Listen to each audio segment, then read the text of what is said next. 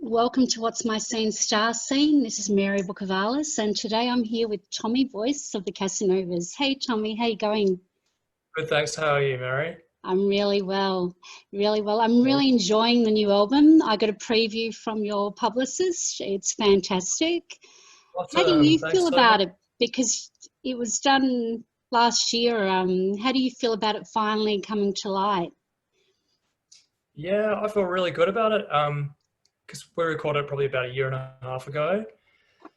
So, um, getting it out into finally like such a relief, you know. Yeah. It's say everything just happens so slowly in that world, you know. So, Mm. yeah, it's nice to have it out, and also to have it so well received. Like so far, the singles we've put out have been so well received. Unless everyone's just pissing in our pockets, we're back to it. That's good. No, loving it, loving all the singles actually. And I'll get to this new one in a second, but the previous one you did, well, that would have been a weird release because that was with lockdown. And you did a live stream from Musicland. How did that go? Yeah. Well, the live stream was really good. Yeah, that Mhm. was like an interesting thing because, like, besides a few, mobile phone videos that had been taken of us live, I'd never seen the band live. No one to hide, so it's like really clear recording. Yeah. There's no fudging, you know. So I was a little bit kind of nervous about how we would come across live, and um, when we finally got to watch it back, I was like, oh, we're actually a really good live band. Like we sound really good. So that You guys was a are relief. fantastic. With your new single, Lost and Lonely Dreams, how did that come about? So I wrote that one for a thing. I was going to do a project with Van, Van Walker, Yep. writing songs for our thing we were going to do together, and that just never really took, never got going, and just I don't know, we're too busy or whatever. And Yeah. some of the songs, I was like, oh, you know what? Some of the songs could actually translate to a Casanova song, and one of those was that song. And so the songs I wrote for the project with Van were more melodic, maybe a little bit more pop than Casanova's. Mm, Kind of cool to weave a bit of that into the Casanovas thing as well, yeah. and that's from that. So that that song's it's probably a bit poppier, a bit more melodic than we normally do.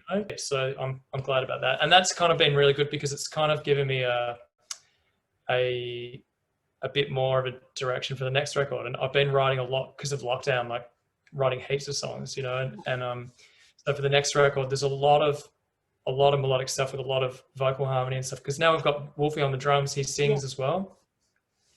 So I've been writing three-part harmony stuff, like really, really big, So that's been really fun, And so, like Lost and Lonely, I think I was just down at my mum's beach house, and I was just mucking around, and you know, I just love that running with the devil Van Yeah. Halen bass, the Yes. ding like that. And I mean the rest besides the introduction to the song, the rest is obviously completely different, but Mm. that was definitely an inspiration. Well, let's hope Van Walker doesn't want it back. He doesn't say, hey, that was ours. You can't take Yeah, it. You can't have it for Casanovas. from memory, he really liked it. So I was like, because I sent it to him and I said, "This is pretty funny. This song, it sounds like the end of an '80s movie where the screen freezes at the high five and there's like the credits roll. It sounds like one of those songs." Like, but he was like, "Yeah, it does, but it's really good." Speaking of 80s, Red Hot, I felt like I don't know why, but I felt like I was listening to a Kiss song. Yeah, definitely Kiss, and just also Free, where you've got big chords with a lot of space in between, Yep. like in Fire and Water or All Right Now. There's just a chord and then a bit of space, and you can see other bands that were obviously influenced by Free, like AC/DC. Yep. Highway to Hell is obviously very Free-esque, and that plus the Kiss thing was in the first verse of that song. The bass drops out. Mm. There's no bass. It's just guitar and drums, and that was I always loved in King of the Nighttime World by Kiss, the way the bass is not there in the first verse Yeah. and then comes into the chorus. It's such a powerful thing. Mm. So yeah, that was definitely inspired by that. And yeah, you know, I mean, Kiss is just in my DNA, you know. I'll never not have a bit of Paul Stanley in what I do, you know. The new album, it's different, but it's got the Casanova style, which I love, and you can tell it's you. Yeah. But Oh, that's good. Yeah. It's not repetitive, which I like. I had like over 20 demos for that record, so Right. it was a bit of a process to choose which ones were going to make it. You know, it wasn't kind of like we've got 10, here's 10 of the best ones and they're definitely much better than the rest. Yeah. It's more like maybe there's a few that are definites and then it's like, oh, which one? And there's a little bit of argy-bargy about which one's going to get on and which ones aren't. We even like sent the songs out to close friends and said, what do you think? You know, rate these songs, because it's pretty hard to have objectivity about the songs you've written yourself. Yeah. Yeah, well, I think you sent them out to the right friends. I liked all the new album, but one that I just loved was St Kilda is Fucked. Oh, right, yeah. In St Kilda, you know, and it was a completely different place then, you know. I mean, it obviously still looks good, like still got that really cool eclectic architecture and everything, but the people there, you know, when I was a kid, it was like all musicians and artists and weirdos and such a cool place, you know, to go out in, you know. It's sad to go back there and to see what it's become. Yeah, and I think I really felt it with the reopening of the Espy. And, you know, I like walking through to the Gershwin room just did not feel the same. Oh, it's just like, I don't know how I got in there without fillers and Botox. It just seems like a sea of like contestants for like The Bachelor in Paradise, you know?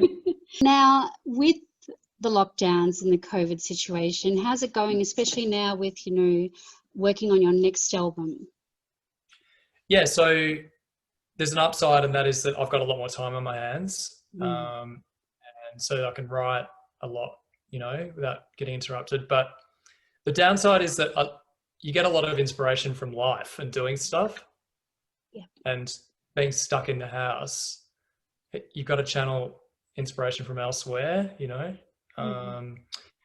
But having said that, I honestly feel like for the next, there's some of the stuff I've written recently is the best stuff I've ever written, you know, by a long shot. So I'm really excited to get it out there, but it's gonna be a while, you know. We probably won't record an album until next year, and that'll probably be the year after that it comes out, you know. So well, hopefully you'll be able to tour it. Yeah, absolutely. Well, we were going to be going to Europe this year to tour this record, and that would have been in September. So we're really, really bummed about that, not doing that. But we'll be planning to do that next year and to go to South America as well, because our stuff's just been released in Brazil recently, and like Lost and Lonely's snowballing at the moment in Brazil. And I was just the other day like looking at, you know, we put the release out, I was like saying to Damo, what's the deal with all these likes for the song? Like we've got like nearly 1,000 and it's gone to like nearly 1,500 likes now or whatever on Facebook, which is yeah. And the streams, has seen heaps of streams on Spotify, so that's cool. And I mean, your video, the song was premiered on a Brazilian rock site, wasn't it? Yeah, that's right. That's fantastic. So yeah, so I think that's your next destination, definitely. Yeah, for sure. I mean, South America's such a big rock and roll audience. Yeah. You know, I get like, there's a friend, a guy who messages me from Argentina. He's like, amigo, you gotta come to Argentina, and he'll be like, best meat, best women, best surf, like appealing to all my, you know, primitive instincts. Meat, women, surfing. So speaking of food, not women, if you were to describe the Casanova's sound in food form, how would you do that? That's an interesting question. Casanova's in food form. Oh, we'd be like pizza, you know, with pepperoni Yep. and Coca-Cola. Yeah. I don't know. I think there's a line in our song "Living in the City" that talks about getting pizza and stuff. But yeah, I think pizza and beer for sure, or Pizza and Coke or beer. whatever. What's your scene? Me, I love to be like I love surfing. I go surfing a lot, you know, Yep. um, and I do that I do that more and more. The older, like I always did it, but I went through a stage where I kind of took it for granted. I didn't do it that much, and now I'm Mm. like super keen and that. And I don't really um, party and go out as much as I used to, Yep. anywhere near as much, to be honest. I'm a little bit of a hermit, and so like the lockdown really doesn't make a hell of a lot of difference. Like, I mean, it does obviously make some difference, but like I I do spend a lot of time at home, and I love to be writing songs. I like to modify guitars and work on my guitars. And today, all day, I've been rewiring an old guitar, and it's really hard to do. It's because it's a hollow one with the F holes. It doesn't have an opening at the back. You've got to get everything out of those little F holes. Oh no. Super hard. Yeah, but I finished it. So Thank you so much. Good luck. Good luck with the album, and look forward to seeing you playing live soon. Thanks, oh, I Tommy. can't wait to doing it again. Yeah, it'd be great to see you in person.